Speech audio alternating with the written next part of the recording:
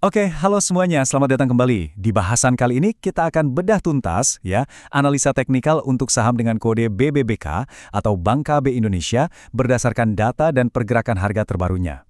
Yuk, langsung kita mulai. Nah, ini dia pertanyaan besarnya yang mungkin ada di benak kita semua. Setelah saham ini mengalami tren turun yang panjang banget, apakah sekarang ini udah ada sinyal-sinyal yang nunjukin kemungkinan pembalikan arah? Inilah yang akan kita investigasi bareng-bareng. Oke, sebelum kita terjun ke detail-detail kecil, ke indikator-indikator, penting banget nih buat kita zoom out dulu dan lihat gambaran besarnya.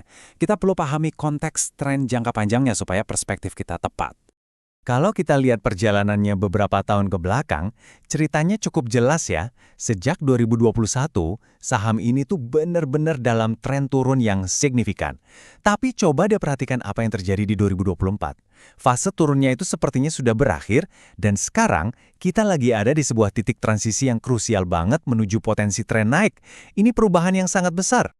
Nah, disinilah mulai menarik. Kita lihat tanda-tanda awalnya. Harga itu nggak cuma nembus, tapi yang lebih penting, dia berhasil bertahan di atas EMA 200, yang kita tahu itu adalah garis pertahanan jangka panjang. Garis EMA 200-nya sendiri udah mulai melandai, nggak lagi menukik tajam ke bawah. Dan yang paling penting, struktur harganya juga mulai berubah. Kita mulai lihat adanya higher low, artinya lembahnya makin tinggi, dan higher high, puncaknya juga makin tinggi. Ini adalah resep klasik yang nunjukin kalau kendali mulai pindah dari penjual ke pembeli. Oke, gambaran besarnya udah dapat. Sekarang waktunya kita kumpulin bukti-bukti pendukungnya. Kita bakal bedah satu persatu sinyal-sinyal teknikal kuncinya untuk memperkuat analisa kita. Sinyal pertama, dan ini salah satu yang paling dasar tapi krusial, adalah moving average atau MA. Indikator ini penting banget buat kita pakai untuk mengidentifikasi arah tren dan potensi pembalikannya. Jadi apa sih yang bisa kita baca dari sini? Pertama, dan ini syarat utamanya, harga udah ada di atas EMA 200. Checklist, EMA 200 yang dulunya itu kayak atap yang nekan harga ke bawah, sekarang justru jadi lantai atau support dinamis. Ditambah lagi, MA jangka pendeknya udah mulai menyilang ke atas MA yang lebih panjang. Ini yang kita sebut early bullish alignment. Artinya simple, tekanan jual besar-besaran selama ini sudah mulai reda.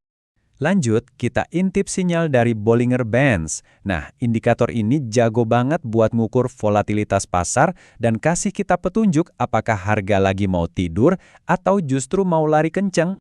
Coba lihat polanya deh. Bandnya itu sempat menyempit, ini sinyal kalau harga lagi ngumpulin tenaga atau bikin base. Dan sekarang, bandnya mulai melebar ke atas. Ini nunjukin pergerakan harga yang lebih bertenaga lagi dimulai. Fakta bahwa harganya konsisten main di area tengah sampai atas dari band ini juga jadi konfirmasi kalau ini adalah awal dari dorongan beli, bukan fase jualan atau distribusi. Oke, harga udah oke, volatilitas juga mendukung. Tapi kan, setiap pergerakan itu butuh bensinnya ya kan? Nah, bensinnya itu adalah volume transaksi. Yuk, kita cek volumenya. Nah, yang kita lihat di sini adalah volume transaksinya cenderung naik seiring kenaikan harga. Ini pertanda yang bagus banget. Memang sih, belum ada lonjakan yang gila-gilaan. Tapi ini justru bagus. Ini menunjukkan adanya akumulasi bertahap, bukan sekedar euforia sesaat. Pola kayak gini wajar banget untuk saham bank skala kecil menengah. Jadi intinya, volume juga mendukung skenario naik ini. Volume udah konfirmasi. Tapi sekuat apa sih momentum atau daya dorong di baliknya? Nah, untuk itu, kita lihat bukti terakhir di bagian ini, yaitu indikator momentum. Stochastic RSI-nya sekarang ada di area 60-70. Ini zona yang pas banget. Artinya apa? Artinya momentum beli itu ada, tapi belum sampai kepanasan atau overbought. Sahamnya juga udah keluar dari tekanan jual atau oversold. Kesimpulannya, momentumnya sehat. Dan yang penting, ruang buat naiknya tuh masih ada.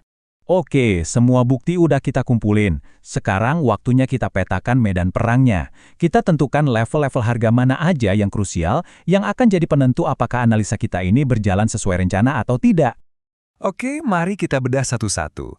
Untuk area support atau area pertahanannya ada di sekitar 80-82, pas di EMA 200-nya. Tapi, benteng terakhirnya atau level di mana skenario ini jadi nggak valid, itu ada di 75.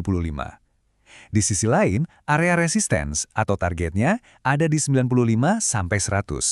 Ini area psikologis yang kuat. Kalau ini jebol, target berikutnya terbuka lebar ke arah 110-125. Nah, dari semua data dan level-level penting tadi, kita bisa bikin 3 proyeksi skenario ke depan. Jadi kita bisa antisipasi apa aja kemungkinannya, nggak cuma berharap yang terbaik. Jadi gini, ada 3 kemungkinan. Skenario yang paling kita harapkan, skenario bullish, itu terjadi kalau harga bisa bertahan di atas EMA 200 dan berhasil nembus level 100. Kalau itu kejadian, artinya fase tren naiknya lanjut. Skenario kedua yang netral, harga bolak-balik aja di area 80-100. Ini fase konsolidasi, wajar kok. Nah, yang perlu diwaspadai, skenario negatif. Kalau sampai harga ditutup harian di bawah 75, artinya analisa pembalikan arah ini kita anggap gagal. Oke, semua potongan puzzle-nya udah di atas meja. Sekarang, yuk kita rangkai jadi satu kesimpulan akhir yang solid dari semua bukti yang udah kita lihat. Jadi, kesimpulannya apa? Status BBBK saat ini secara teknikal adalah early reversal atau early uptrend. Ini adalah fase-fase paling awal dari sebuah potensi pembalikan tren besar. Kalau kita rangkum poin-poin kuncinya, pertama, BBBK itu sudah memenuhi syarat dasar pembalikan arah secara teknikal. Kedua, dan ini penting, kondisinya tuh belum euforia. Ketiga, dari sisi risk-reward, ini jadi mulai menarik. Tapi ingat ya, konfirmasi paling pentingnya itu adalah saat dia berhasil nembus level 100 dan kita harus lihat volume transaksinya saat itu. Dan tentu saja, sebelum kita tutup, ada disclaimer penting. Analisa ini tujuannya murni untuk edukasi ya, dan berdasarkan data teknikal. Ini bukan ajakan atau perintah untuk beli atau jual saham. Semua keputusan investasi dan manajemen risikonya, itu sepenuhnya ada di tangan Anda masing-masing. Sebagai penutup, saya mau lempar satu pertanyaan buat bahan pemikiran. Secara teknikal, sinyal-sinyalnya udah mulai kelihatan. Pertanyaan besarnya adalah, apakah fundamental perusahaannya juga akan mendukung cerita ini? Nah, itu level analisa berikutnya. Oke, segitu dulu bahasan kita kali ini. Kalau menurut Anda ini bermanfaat, jangan lupa klik like, subscribe, dan bagikan juga ke teman-teman investor lainnya ya, biar makin banyak yang dapat pencerahan. Terima kasih sudah menyimak.